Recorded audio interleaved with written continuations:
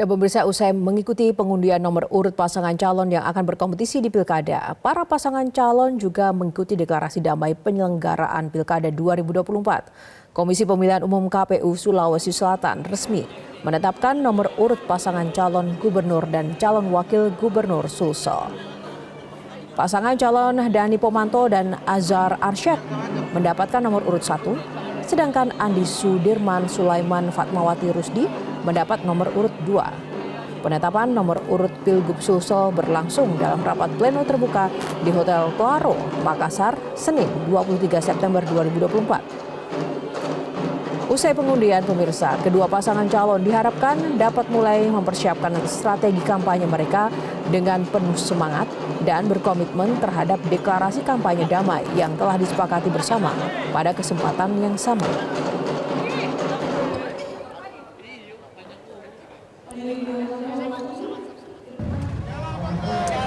Sementara itu, di Palembang, Sumatera Selatan, dalam pengundian nomor urut pasangan calon, Herman Deru Ciujang mendapat nomor urut 1, sementara pasangan Edi Santana Rizky Aprilia mendapat nomor urut 2. Dan terakhir pasangan Mawardi Yahya, Anita Nuring Yati mendapat nomor urut 3. Hasil ini langsung ditetapkan oleh Ketua KPU Sumsel Andika Pranatajaya dalam surat keputusan nomor 122 tahun 2024. Usai pengundian, KPU Sumsel juga akan melaksanakan penandatanganan kesepakatan deklarasi kampanye damai yang dilakukan oleh KPU Sumsel bersama seluruh pasangan calon dan tim pemenangan dari masing-masing paslon. Bersama-sama kita akan maju. Baik Bapak Ibu, yang masih berada di ujung-ujung, kami persilakan kepada bakal pasangan calon gubernur dan wakil gubernur Bapak Insinyur Haji Edi Santana MT dan Ibu Dr. Rizky Aprilia SHMA. Dan hari ini kita saksikan bersama inilah prosesi penyambutan diterimanya kedua bakal pasangan calon gubernur dan wakil gubernur oleh PLT Sekretaris KPU Provinsi Sumatera Selatan. Dan saat ini Pemirsa, di Provinsi Jawa Tengah, deklarasi damai Pilkada 2024 digelar pada pagi ini. Dan informasi terkini jelang deklarasi damai Pilkada 2024 di Provinsi Jawa Tengah, kita tersambung dengan jurnalis Metro TV, ada Reda Pulpi dan Andre Aprianto. Kita akan ke Reda Pulpi terlebih dahulu. Reda Pulpi, bagaimana jalannya persiapan jelang deklarasi damai Pilkada Jateng pada pagi ini? Yohanes, saat ini saya berada di posko pemenangan Ahmad Lutfi dan Taci Yassin. Seperti inilah situasi dan suasananya. Ada ibu-ibu yang menggunakan sepeda motor nanti akan ikut mengiringi. Boleh dada-dada ibu, kami dari Metro TV. Kita akan sedikit berbincang ya pemirsa. Ibu dengan ibu siapa? Dengan Ibu Puji Astuti. Dengan Mbak Uri. Oke. Ibu, ini berasal dari komunitas atau dari mana? Dari berbagai komunitas, ada komunitas Lesden, ada wanita berkebaya. Ini perkenalkan, ini Bu Ana, ini ibu kita dari Kota Semarang. Dari Sri Kandi. Dari Sri Kandi, juga ada dari Gamarindu, Gamarindu Gabungan Mak Muri Gerdu, yang mana saya kerahkan untuk keberhasilan Pak Lutfi. Ya, kita mensukseskan agar Pak Lutfi tetap menjabat sebagai Gubernur Jawa Tengah. Itu harapan kita. Ibu, kenapa sih memilih Pak Lutfi dan Gus Yassin? Monggo Bu Ana, silakan. Kita memilih yang visioner menurut kami, karena Pak Lutfi sudah menguasai medan di Jawa Tengah sebagai pejabat di Jawa Tengah Timur. Oke, sebelum jalan, saya boleh lihat dulu yel-yelnya? Oke, ya. Yuk, siapkan dulu, siapkan dulu. Perhatian, perhatian, perhatian.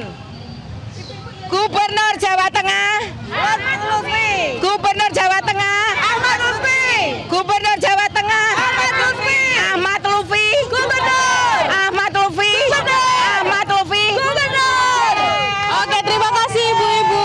Nah, itu pemirsa. Jadi di sini diikuti oleh ratusan ibu-ibu yang menggunakan sepeda motor dari berbagai daerah. Nanti akan mengiringi perjalanan Ahmad Lutfi dan Taci Yassin dari posko pemenangan yang ada di Kalisari menuju ke kantor KPU di Jalan Veteran. Nah, kalau kita lihat di layar kaca Anda saat ini adalah kendaraan yang nanti akan digunakan oleh Ahmad Lutfi dan Taci Yassin. Ada dua kendaraan yang nanti akan digunakan oleh keduanya.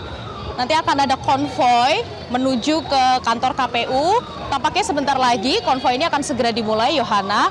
Kami masih menunggu ada beberapa tamu undangan yang masih belum hadir. Setelah itu akan dilakukan konvoy menuju deklarasi damai yang ada di kantor KPU Jalan Veteran Kota Semarang. Setelah itu memang masih belum ada agenda karena untuk kampanye hari pertama sendiri akan dilakukan besok.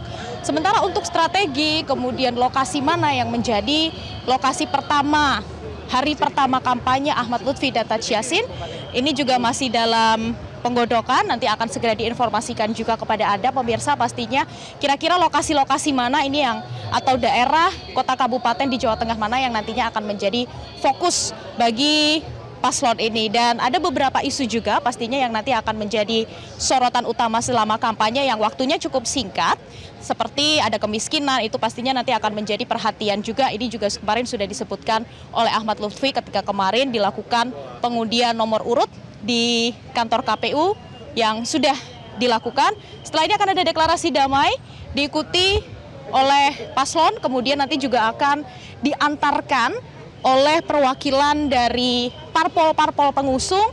Itu ada kendaraan yang nanti akan digunakan juga oleh masing-masing perwakilan paslon pengusung.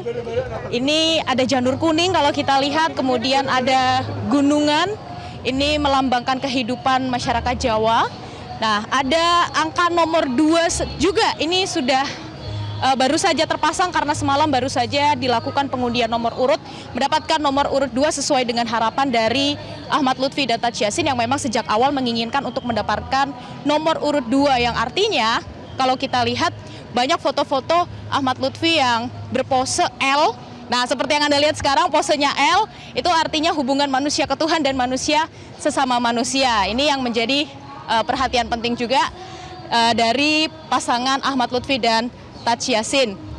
Kemudian ini adalah kendaraan yang nanti akan digunakan oleh perwakilan dari parpol pengusung. Ada janur kuning kalau bisa dilihat pemirsa, kemudian ada Candi Borobudur juga, representasi wisata terbesar di Jawa Tengah, yang itu artinya memang banyak fokus-fokus isu-isu yang nanti akan diangkat oleh pasangan calon nomor urut 2 dari Jawa Tengah ini selama masa kampanyenya hingga nanti dilakukan pencoblosan pada November 2024. Demikian, Yohana.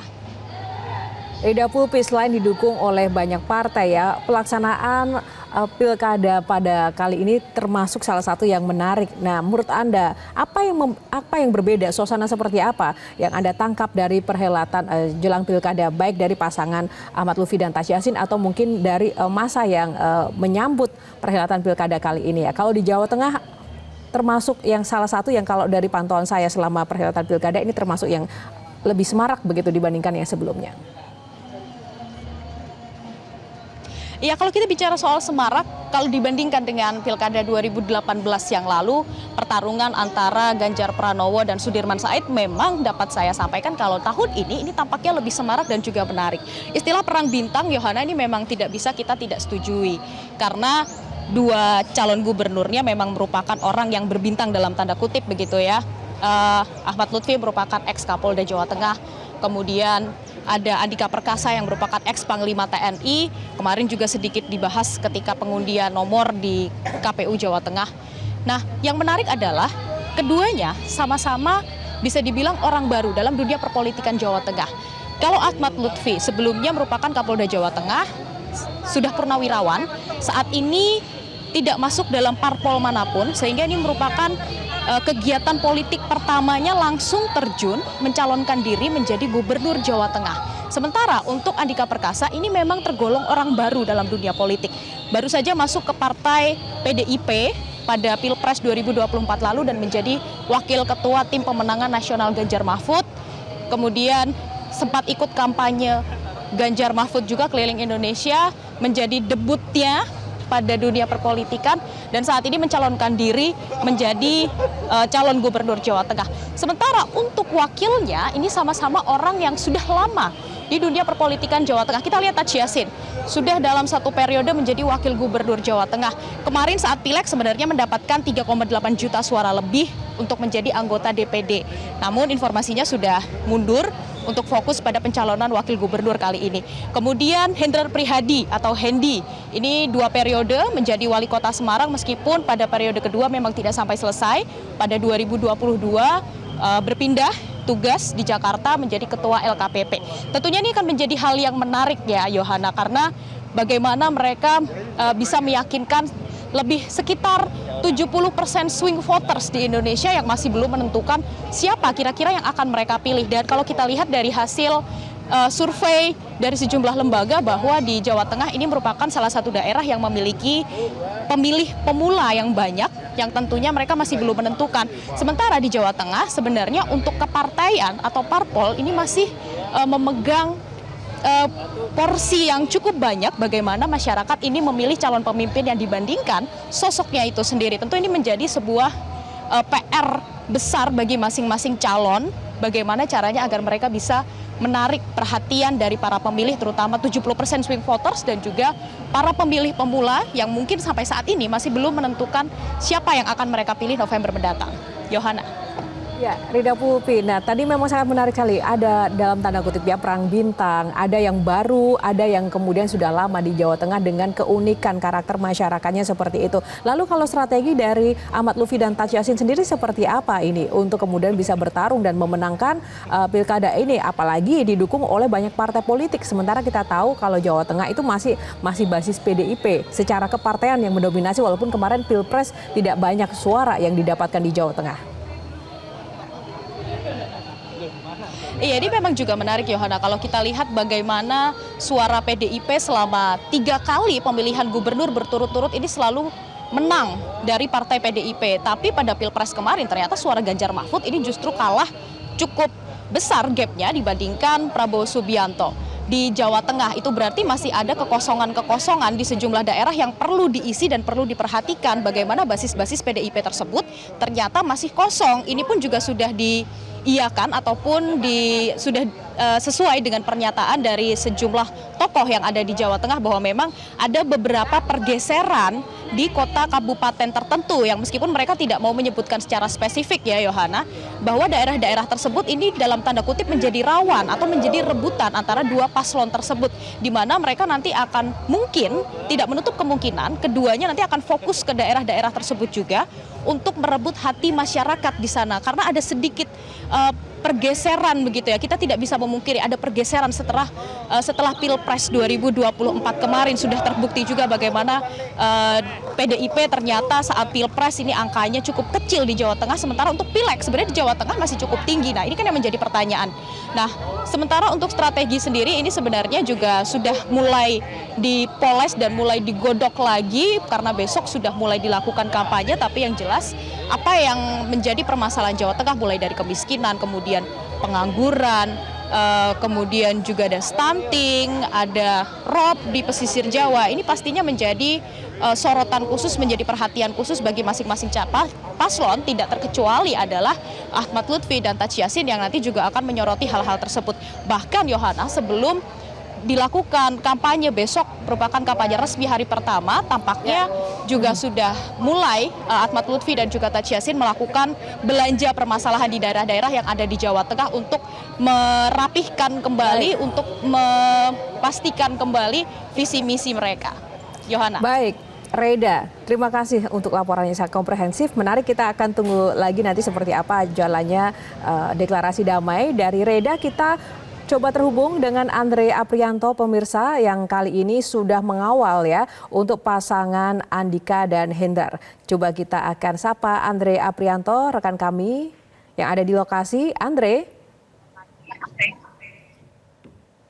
Baik, Yohana, selamat pagi. Saat ini saya sedang berada di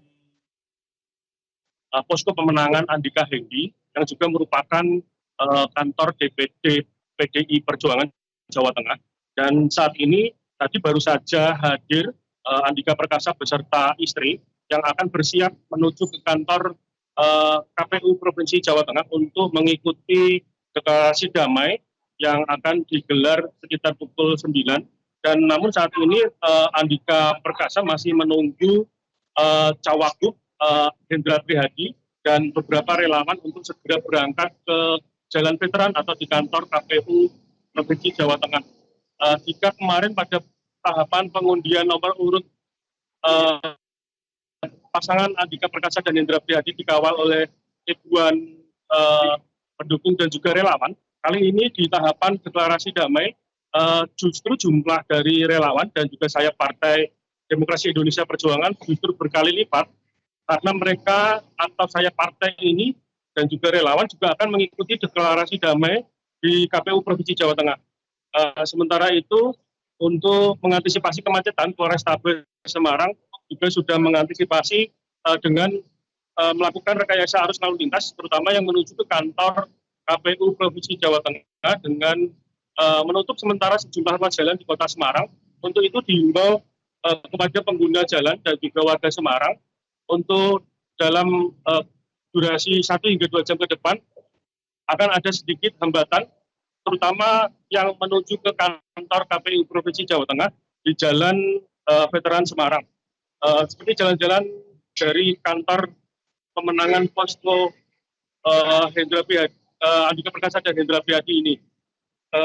KPU Provinsi Jawa Tengah sendiri berharap dari deklarasi damai ini diharapkan menjadi ajang atau momentum untuk sebagai literasi masyarakat, terutama literasi politik, dan juga sebagai momentum untuk tetap mengedepankan persatuan meskipun berbeda pilihan. Selain itu, di deklarasi damai ini, KPU Provinsi Jawa Tengah juga berharap dan mengingatkan ketika nanti kampanye dapat mengedepankan nilai-nilai etis dan juga nilai-nilai edukatif saat kampanye terbuka. Tahapan selanjutnya setelah deklarasi damai ini, KPU Provinsi Jawa Tengah akan mulai melaksanakan tahapan kampanye terbuka yang dimulai dari tanggal 25 September besok hingga tanggal 23 November bulan depan. Andre, terima kasih untuk update informasinya, Andre Aprianto dan juga Rida Pulpi. Kita tunggu teman-teman nanti seperti apa pelaksanaan dari deklarasi damai yang berlangsung dari Jawa Tengah. Terima kasih rekan-rekan. Jelajahi cara baru mendapatkan informasi. Download Metro TV Extend sekarang.